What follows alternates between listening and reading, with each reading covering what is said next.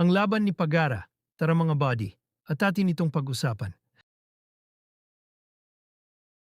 Kagabi nga lang ay naganap ang laban sa pagitan ng ating pambato na si Albert Pagara at ni Billy Polkinghorn.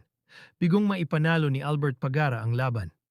Matatandaan natin na hindi nakuha ni Pagara ang tamang timbang na siyang naging dahilan kaya bumagal at natalo si Albert Pagara. Umabot naman sa dulo ng round ang laban at bigong manalo si Pagara. Dahil sa kanyang pagkatalo, nalasap nito ang ikatlong talo niya. Hindi naman nagustuhan ng mga Pinoy boxing fans ang naging performance ni Pagara dahil sa pag-overweight nito sa kanyang timbang. Kaya ngayon ay sobra-sobra ang pambabatikos sa kanya.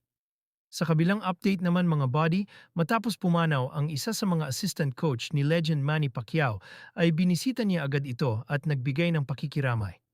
Noong mga nakaraang araw ay masayang nagtitraining ang dalawa, pero ngayon ay sobrang lungkot dahil pumanaw si Coach Bebot. Ang dahilan naman ng kanyang pagkawala ay atake sa puso.